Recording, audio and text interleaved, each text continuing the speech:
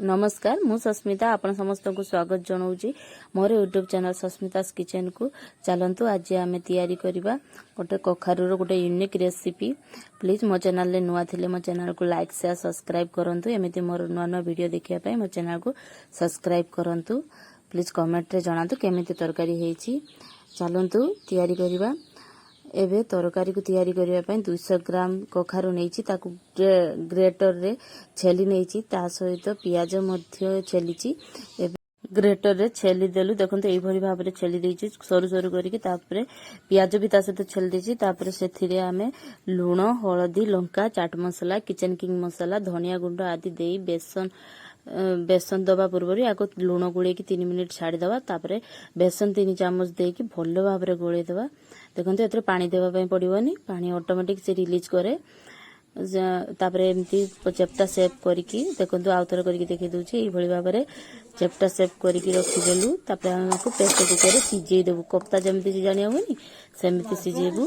Pressure cooker में पानी देकी से आलू गोटे को काटिकी रखीदेलु। आलू तरकारी दबा ना से गोटे प्लेट देकी एसबू को आम भल भाव में सजे नेलु।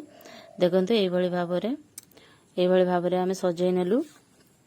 सजे नहीं सारा गैस लगे प्रेसर कुकर को बसईदेलु। बसई सारा आम 2टी सीटी दबु। 2टी सीटी दे सारा देखो ओल्हे सारूनी। एवं कढ़ई रे तेल देकी भल भाव में तेल को गरम होगा छाड़दवा। से पियाज देकी भलसे पियाज को लाइट ब्राउन होगा जाए भाजवा। भाजी सारा देखो ये भाव में पियाज टी लाइट ब्राउन कलर होगापी आसीगला। एवं आम अदा रसुण को ऐड करवा।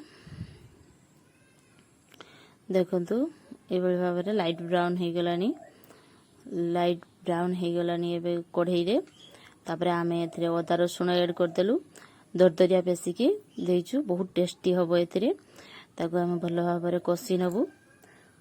कषि नहीं सारा टिके खाली 1 मिनिट छाड़ी देकी से भल भाव में कषिगला।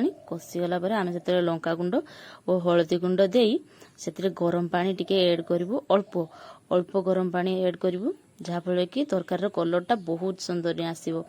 ये भाव में कलर थरे उठेकी देखो बहुत टेस्टी लगे। नेचुरल कलर आसो बहुत टेस्ट लगे तरकारी। से आम टमाटो को 2टी टमाटो छोट छोट छोट छोट करके काटिकी दे देचु। आपण चाहे प्यूरी भी करें काटिकी दे देचु। काटिकी दे सारा पर से आम लूण धनिया पत्र किचन किंग मसला किचन किंग मसला ऐड कलु। ताकू भल भाव में कषिदेबू। लूण दे दिखाई से टिके पानी देलु देले टमाटोटा भल भाव में सीझीज। ताकू कषिलु भल भाव में कषि सारा देखो केते सुंदर कलर आसीगला। एबे से आम आलू ऐड करदेलु। आलू को 2 मिनिट कषिबा। 2 मिनिट कषिया छाड़देलु। आलूटी भल भाव में मसला कषिगले तरकारी देखंतु कषि सारा आम से पानी ऐड करदेलु। पानी ऐड कर सारा ताको फुटिया छाड़देबू हाई फ्लेम रे। पानी फुटी आसला। फुटी आसला बेलू को आम जो सीझेवा रखी देइथिलु कप्ता गुड़ी को ताको आम दे देइचु। ताको भल भाव में गोटे फुट आसीजा छाड़देबू। फुट गोटे आसीगला आम से गरम मसला ऐड करके करदेलु। देखो ये बहुत टेस्टी लगे बहुत सुंदर लगे। एमती थोड़े रेसिपी थोड़े ट्राए करूँ। आप ककुर जो जेकोसी रांधिले भी जेकोसी पद्धति रांधिले भी यार टेस्ट केबे भूली पारे। देखो केते सुंदर है। बेसी पानी है नहीं कि बेसी बहलिया है नहीं पूरा मीडियम रे अच्छी। आपको बहुत सुंदर भात रे रुटी रे सबुथिरे आपण खाई पारिबे बहुत टेस्ट। आम सबू काढ़ी सारूनी। काढ़ी सारा आम मेथी पत्र हाथ में दौड़ी की टेस्ट बहुत सुंदर आसो। प्लीज